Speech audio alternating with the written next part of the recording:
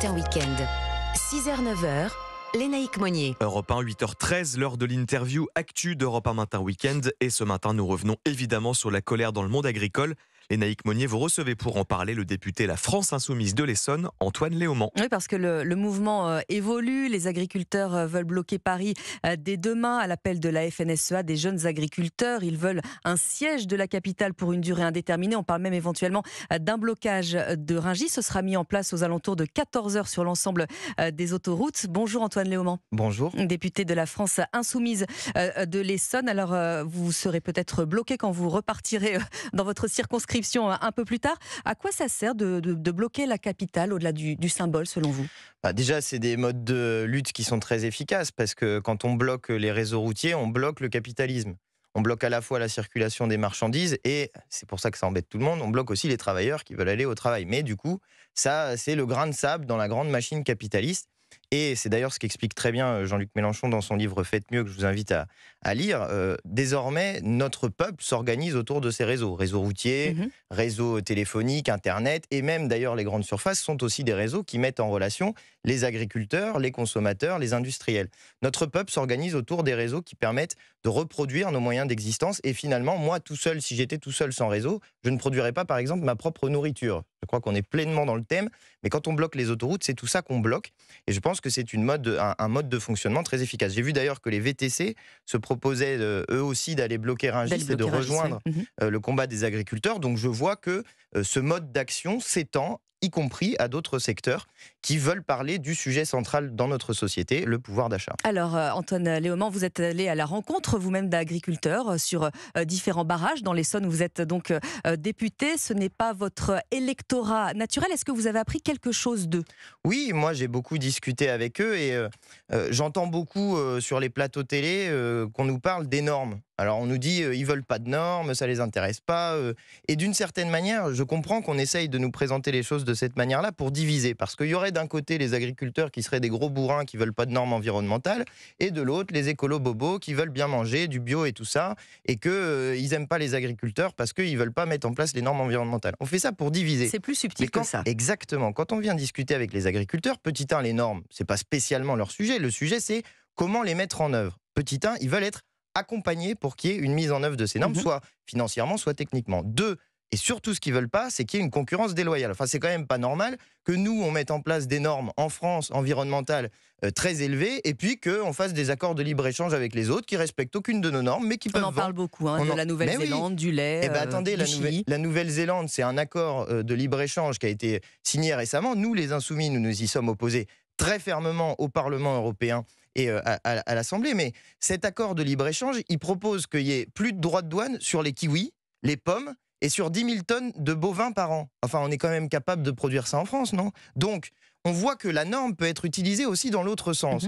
Parce que quand on met en place des normes environnementales, si on les accompagne de mesures protectionnistes, alors on protège le marché français en disant « nous faisons mieux que les autres sur le plan environnemental, mais nous réservons aussi notre marché intérieur aux produits qui respectent nos normes environnementales ». Et l'on voit comment les propositions de la France Insoumise prennent une cohérence. Nous sommes opposés aux accords de libre-échange, nous sommes favorables à des mesures protectionnistes, nous voulons des prix planchers pour que les agriculteurs soient rémunérés au moins au-dessus du niveau du coût de production, parce que c'est quand même dingue qu'on puisse acheter des produits... loi Egalim. Mais non, pas la loi Egalim, c'était notre loi à nous. La loi Egalim, c'est pas ce qu'ils proposaient.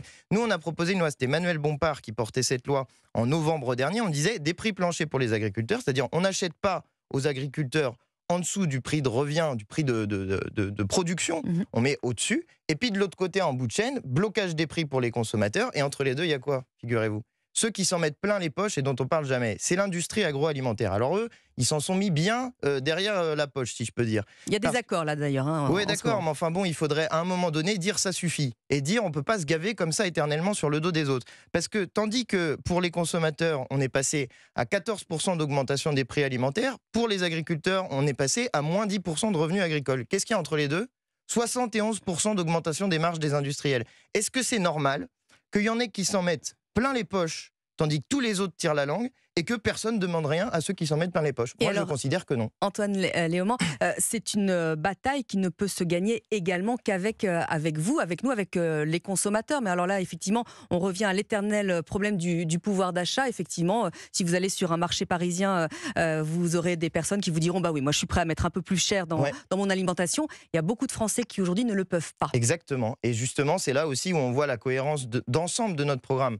Parce que quand nous proposons l'augmentation du salaire minimum, du SMIC à 1 600 € par exemple, ou l'augmentation générale des salaires par des accords de négociation, eh bien on propose aussi finalement une mesure écologiste. À l'heure actuelle, dans le bio, il y a une crise majeure parce que justement, ils ne trouvent plus de marché. Pourquoi ?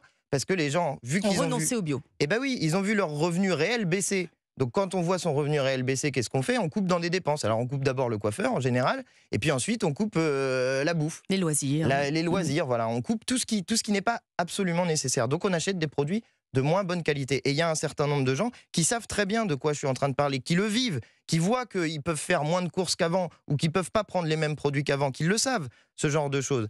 Donc il faut augmenter les salaires. Mais c'est pas tout, parce que si on dit ça, il y a plein de gens qui nous écoutent, qui vont dire « Ok, mais les petites entreprises, comment elles font ?»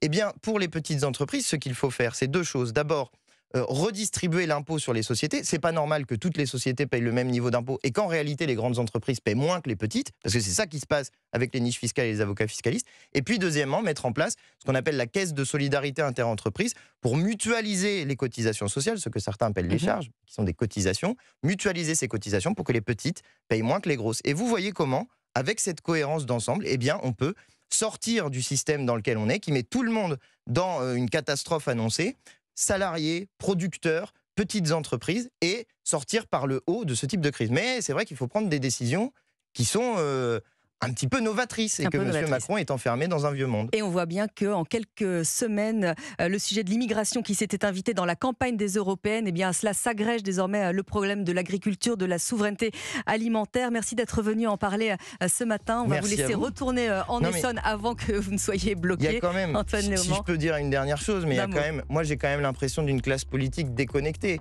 Parce que quand il y a les députés, exception faite de la France Insoumise, qui augmentent de 300 € les frais de mandat, alors que les gens sont en train de galérer. Oui, moi je les reverse en salaire. Voilà ce que je fais. J'ai décidé, moi on reverse ça en salaire pour mon équipe, parce que je pense que c'est la meilleure chose à faire. Eh bien, merci d'être venu en parler ce matin sur Europe 1.